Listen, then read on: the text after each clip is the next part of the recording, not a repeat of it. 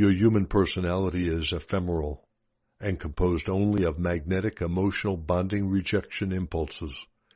Consequently, divine life must gradually impregnate more and more of your consciousness to impel you to strip away these gross impulses in order to reveal the spiritual reality.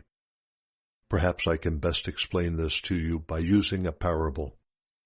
A girl of great beauty was kept hidden within the heavy gray veiling, and an ugly face was painted on it.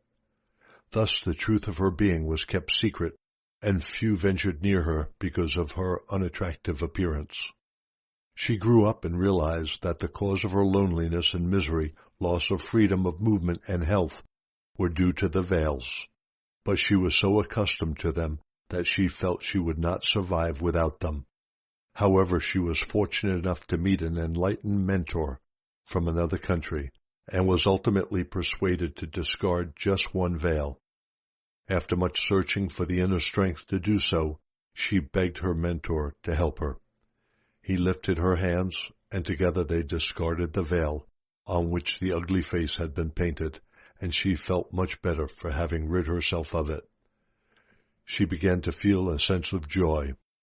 After a while, she was eager to rid herself of another veil, and again her mentor came to her and helped to remove it, and so it continued. The more she shed, the more lighter she grew, and she gradually glimpsed the reality of nature around her. She could see the trees clearly, the birds on the boughs, and listened enthralled to their beautiful songs. She saw the beauty in other people's faces and began to feel the flow of love in her heart. Life was now becoming a truly divine gift to be treasured. Daily she gave thanks to her mentor for helping her to become such a happy person. Finally, the time came when she could no longer bear the final veil around her. She knew it was shutting her off from even greater light, beauty, harmony, and loving contact with other beautiful people. Although she did not know how she would manage without it, she retired into the silence with her mentor and pleaded to have this last veil removed. This was a time of agony, since the veil appeared to be a part of her being, but she begged and pleaded, and in a moment of brilliant light, the veil was burned off her. The form that was left was her reality, and she came into perfect inner freedom. However, her individualized reality now had to find a way to function in the environment. This was unexpectedly difficult. Because her perceptions of reality surrounding and within herself were now so clear and transcendent, the ground of her communication with other people had radically changed. She was no longer at peace in the social and business environment, nor could she remain a member of her community. People looked at her and said, "Oh, this is who you are, and you have no veil? How dreadful! We find you very odd and even a little mad." They turned their backs on her. What do you think she did? Did she long to go back to the time when she was veiled as heavily as others? No. She had found such peace, joy, and fulfillment of need, she left her community and went into a retreat and joined other souls who would recognize her true identity and respond to it with love and joy. Tell me, was her veil, her personality, transformed? No. With the help of her mentor, she removed her own veiling when she was convinced by her mentor, Divine Life Consciousness, it was the right thing to do. As she removed the different layers of veiling, she came closer and closer to intimate knowledge of the reality soul hidden by her veiling, the personality. You can probably understand now that the human personality is like a mental emotional cobweb, sometimes a dirty veiling of mass interactions between magnetic attraction bonding and magnetic repulsion-revulsion. Spiritually evolved people can see this dirty veiling clouding the skin of people whose language is coarse and their thoughts solely centered around earthy ego activities. Alternatively, as an individual leaves behind levels of earthy thoughts and responses, the skin begins to clear and a light shines in the eyes. While the earth personality is imperceptibly dying away, the body becomes more spiritualized. This is clearly visible to people who have the gift of spiritual perception. Do not be afraid of future withdrawal from the earthly mindset. you will relinquish it little by little with infinite relief. Your true goal in life will become ever more clear, and your determination to reach it will grow ever more strong. You may argue that you are not often mentally or emotionally engaged in magnetic emotional thoughts and feelings. But when you examine your spontaneous thoughts, you will find you are completely dominated by magnetic attraction, bonding, and magnetic repulsion, revulsion thoughts all day long. Your mind keeps up a ceaseless chatter of comments and judgments, criticisms, wants, don't wants, reactionary feelings verging on resentment or rejection, longing for certain things and fears that the longings will not be fulfilled, striving for success, and irritation or anger with those who stand in the way of that success. When the ego is in control, the one who prays does so with faith and yearning. Immediately after prayer, on meeting someone, the trauma just taken to God to be dealt with in the right way is sorrowfully aired to gain the comfort of human sympathy. But the consciousness form and force released during prayer, the asking, the faith, and the yearning are now canceled by the self-pity. The mind is usually a bog, a quagmire of conflicting ideas. During stress, a person may strive to focus on a life-giving affirmation or perception, but, like a playful puppy tossing a paper bag filled with air, the thought is soon swept out of mind, and the stressful thinking the person was trying to avoid has once again taken hold. And so it goes on in the mind back and forth until the person longs to escape the conflict. Your internal dialogue will probably go along lines similar to, I don't want to get up. I don't want to get breakfast. I don't want to make sandwiches. I don't want to go to work. I don't want to meet so-and-so today. I don't want to do the laundry. I don't want to do this, that, and the other. And so the litany of rejection of life continues with thoroughly disgruntled people all day long. However, instead of mentally complaining, the dialogue may be along the lines of, I don't feel like. All these feelings come from ego drives which reject such activities since they are perceived to be a bore, uncomfortable, or a burden. Alternatively, you may wake up and say or feel, it's Saturday. I must hurry and dress and get to the market. There are things I want to buy. I must get some of those strawberries before they are sold out. I must get down to the sales to find some bargains. I'm going to speak nicely to my husband to give me some money. I do hope I see Patrick when I go to his office. I want that new boss to like me, so I'll work extra hard and I'll look attractive for him. I hope my husband buys the new car. I'm certain I'll find a parking space if I remain positive. I hope I get a bonus. All these foregoing ideas come from the ego-bonding impulses. I want. You may also string together several bonding and rejection feelings. I hope my children go to sleep early so that I can relax. I hate it when they call for water and want me to read to them when I'm so tired. But I ought to be a good mother and spend a little time with them. I hope that I can. I ought, good mother, spend time, are all connected by the magnetic attraction bonding. These are the things you want for yourself. These thoughts arise from fears of being asked to do more than you feel you can do at this moment. Fears of failure as a mother. Fear is a direct impulse experienced from the ego, which demands that you measure up in order to be acceptable to yourself and other people, and yet it is very much aware that you do not. With the development of civilization, the magnetic bonding rejection impulses have become so complicated and interwoven that they are difficult to differentiate and discern.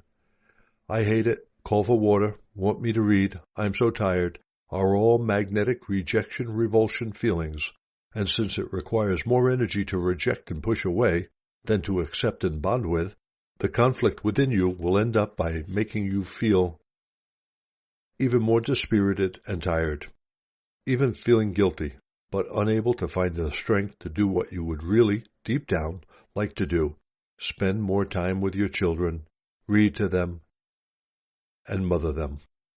This would give you a sense of satisfaction and well-being because, at an even deeper level, you know you would be experiencing and expressing love, whereas all the wants and don't wants are a coating hiding the feeling of love.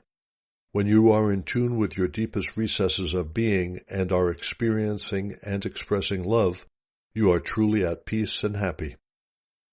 At the same time, notice that this interior monologue which goes on all the time in caring mothers, the little interjection of, "I ought to spend a little time with them," is an insight drawn directly from divine life consciousness, but you will probably believe it is your conscience telling you what you ought to do. Perhaps you are beginning to see that your mind and emotions are like a war arena with conflicting ideas following each other so rapidly that you are completely unaware of what you are doing to yourself. Your mind is a seesaw. Your beliefs, opinions, reactions change according to any changes you find in relationships and environment. A seesaw of likes and dislikes, resentment and friendship, possessiveness and rejection. All this hubbub arises out of superficial understanding of all that is really taking place in your environment at the subterranean level. You are like boats sailing the seas. You can see the sky, but you have no inkling at all of the growth, movement, and life activity taking place under your keel. This means that you may think you are relating to someone in a real way, but underneath the surface and behind their pleasant exterior, your friend may feel lonely in your presence and aching to be understood and spoken to on a level more sensitive and empathetic, more suited to their needs as well as yours. Take, for instance, the following example. On the face of it, it appears to be completely harmless, both to yourself and other people. But an analysis will show you it is anything but innocuous. I hope that bad-tempered woman is away from work today. First, to be able to make such a statement, in your hidden consciousness, you have reviewed her behavior and condemned her for the problems she causes by her bad temper. You have hung a label around her neck, bad-tempered woman. You have created a consciousness energy force with her name on it. It won't do her any good. You want magnetically, not spiritually, that she should be absent from work to make life more pleasant for you. In the above statement, you reveal you are in the grip of ego completely, since you did not pause to wonder whether she was subject to any problem of character personality, any hidden sickness, misery, financial problem, causing her to be short-tempered. The hope she will be absent is in the nature of a curse on her. If your thinking was sufficiently passionate and powerful, she will probably pick up the negative consciousness energy force and suddenly feel too unwell to go to work. The same principle is involved in the development of emotional tension into nervous breakdowns. At the onset of emotional tension, the mind and emotions begin to race with magnetic emotional rejection, repulsion, revulsion feelings. A person engages in continual thoughts such as "I can't cope," which is a rejection and outright denial of any existing energy that the person does have to deal with the crisis. "I can't bear it" also denies personal strength. "I hate this happening to me." "I hate the person doing this to me." "I hate having to change my lifestyle." "I hate," "I deny," "I refuse," "I object," "I oppose," "I don't deserve." A particularly virulent consciousness form, thoughts, "I'll get my own back," is a mixture of magnetic bonding rejection. In reality, the consciousness of such a sentence is, "I hate him and what he has done so much that I will teach him a lesson. I will do to him exactly what he has done to me. I'll make him pay." This is pure revenge. Revenge is a boomerang which magnetically returns, bestowing suffering of some kind on the thinker. If he is on the path to Christ consciousness, it will also teach the sender a much-needed lesson. All these foregoing thoughts and feelings, including the killer resentment, bring on nervous, even physical breakdowns. There may be some people reading these letters who will remember my confrontation with the fig tree near Bethany. I was hungry and foolishly looked for figs when they were out of season. When I found none, I said to the tree, "May no one ever eat of your fruit again." And the tree withered to its roots. and was dead by the following morning, much to the astonishment of Peter. This was a time when I, as Jesus, was thoroughly irresponsible in the use of my mind power, and caused damage for which I was contrite. I explained the true reasons for this incident fully in Letter 3. However, when speaking to my disciples, I also used it as an example and warning of the power exercised by mind over living things. Let it be said also that on that day I whipped and drove the moneylenders out of the temple and harshly denigrated the scribes and Pharisees to their faces.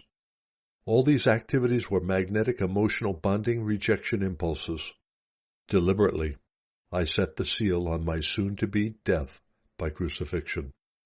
I knew exactly what I was doing, for my time on earth was drawing to a close, and to tell the truth, I was eager to leave your world.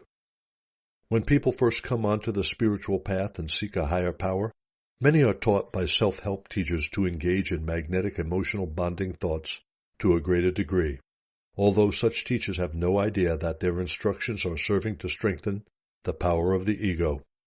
The spiritual aspirant is taught, if you meditate, God or the power of my subconscious will help me get all my needs. I'm going to visualize the house I want, and I know I'll get it. I am going to buy the clothes I need and have faith that I'll somehow find the installments. They concentrate on having faith and on getting what they need or want.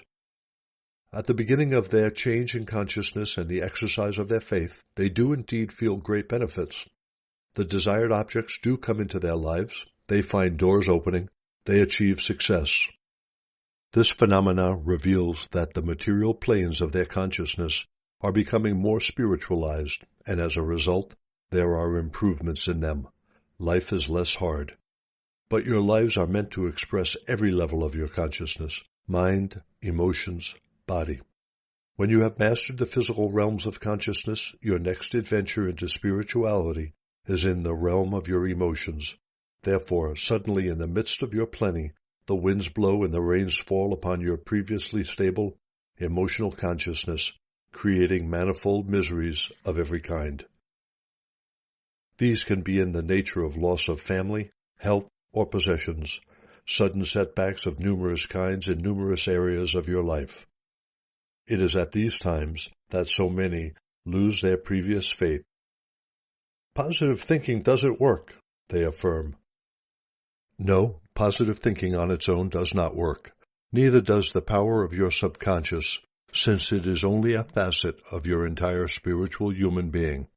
When your emotions are in upheaval, you are being called to examine your entire consciousness, your beliefs, your feelings toward yourselves and others, your faith in a spiritual dimension, even the meaning of death and your life afterwards in a higher dimension. This is an extremely painful time in the lives of people. All are subject to this time of upheaval in one form or another. It can be a time of tremendous inner growth and a movement into happiness, or an ongoing time of bitterness and resentment. This is the time to wake up and fully realize that the outcome of the experiences are entirely up to you, not fate or destiny, but you, either working on your own or devotedly and consistently with divine consciousness, arriving eventually at the height of felicity. It is at this time also that a person is challenged to use the mind constructively, reaching for the highest insights and ideals with which to master the emotions. The difference between reactive thought, arising from impulsive ego responses to uncomfortable situations, and creative, intelligent, thoughtful thought will become clear. When this takes place and the insight is put into daily practice, self-mastery is close at hand. Only the teachers who can lead you through all the levels of self-realization, remorse, awakening, changing mental emotional patterns, moving ever upward into higher spiritual frequencies of vibration until reaching true God realization, are the teachers of truth, who can truly lead you into the kingdom of heaven. If the first level of development, seeking material satisfactions through positive thinking, were wholly satisfactory to seekers and brought them all they hoped for, the whole world would by now have been converted to the belief in positive thinking. However, This is the starting point of the previously quiescent soul's spiritual journey and is not to be rejected or criticized. The psyche wakes up to the fact that beyond the earthly dimension there is some spiritual dimension called God, a person sitting up there, or a universal power which answers prayers. Remember, we are talking about consciousness. The psyche is becoming aware that there is more to life than the daily grind and wants to experience whatever it is, because deprivation in some area of existence, health, financial means, happiness, love, etc., is causing it to seek help. Here we have the same magnetic emotional bonding at work, I want. However, as the awakening psyche becomes an observer of what is going on in the mind and emotions through its filtered contact with life consciousness, it will begin to see some of the magnetic emotional bonding rejection activities it is engaging in. Eventually, it will be sufficiently enlightened to turn from the possessive repulsion feelings and will pray for help to overcome them. It is usually at this time that the right teacher for that soul will come into his life. If the soul has traveled the road of life several times, then it will be some teacher who has evolved sufficiently to lead the seeking soul out of the chains and bondage of the ego drive and forward into light. Remember, in your approach to others, be careful of their egos.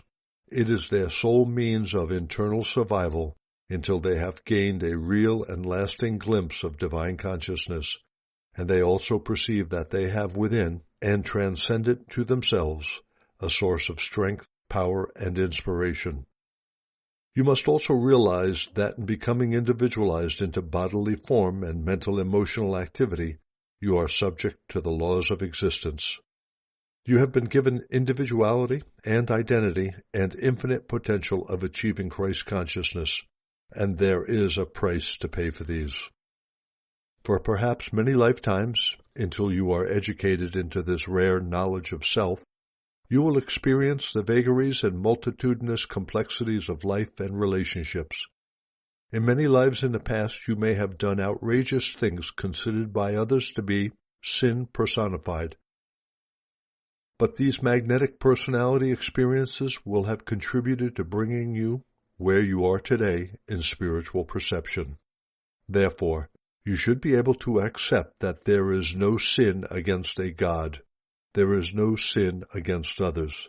The ego can only have total control and do reprehensible things because the soul is still asleep within the heavy cobweb bondage of the magnetic personality.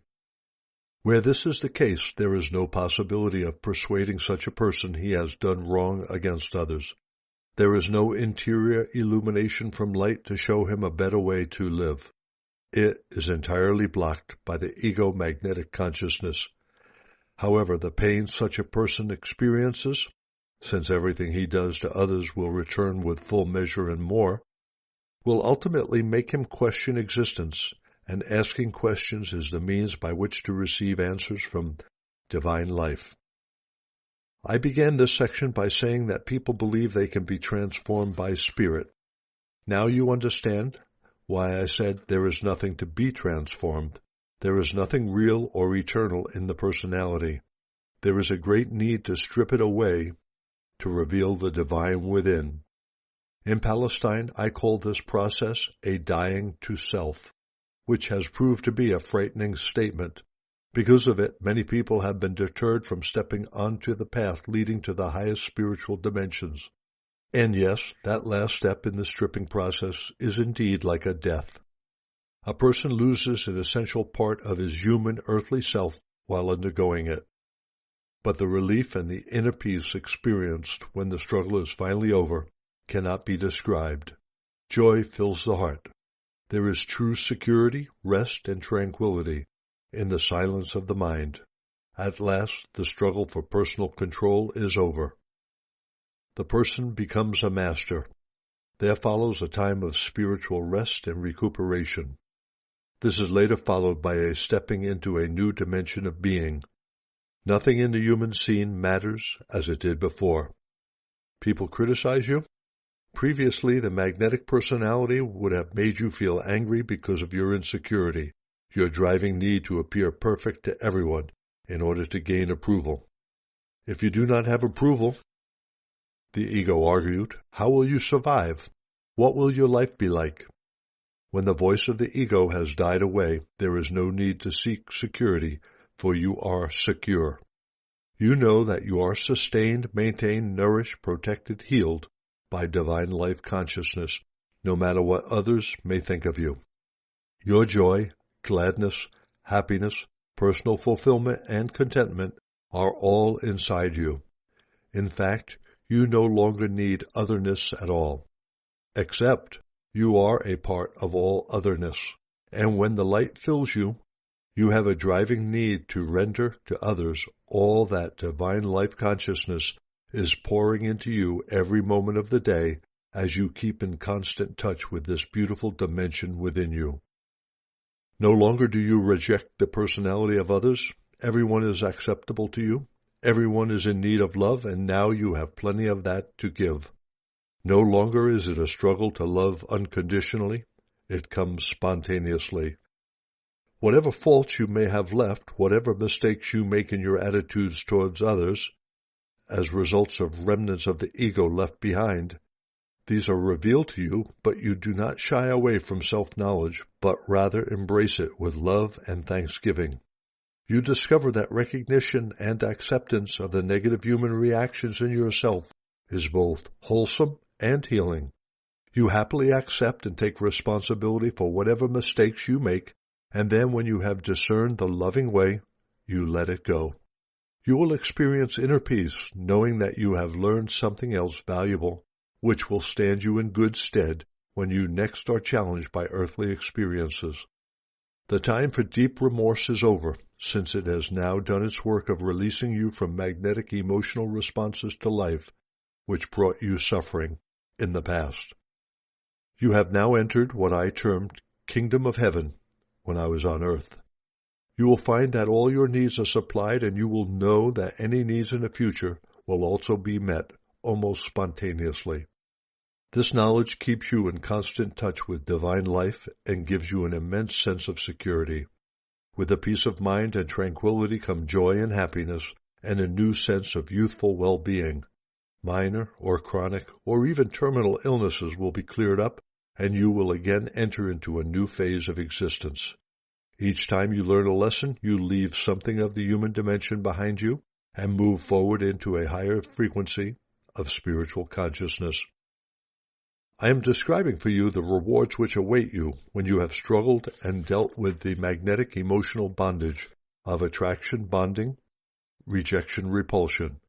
It is these which initially give you individuality, but which become fetters of the soul, and from which you must break free in order to get off the treadmill.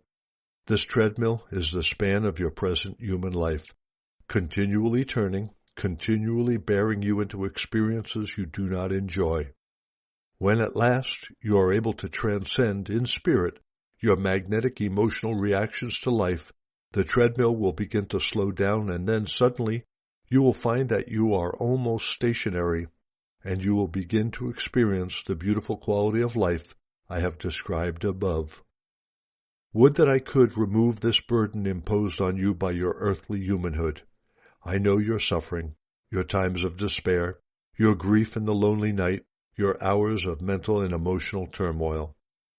As I descend into your consciousness frequencies to transmit my messages to you and to understand what needs to be said to you, I become aware of your earthly conditions, and these words are my response to your most urgent needs for relief and healing. Do not doubt these words are from me. Take comfort from them, and know that as you study these words, they will in time bring you deep illumination within your soul, which will bring about the longed-for changes in your life and self.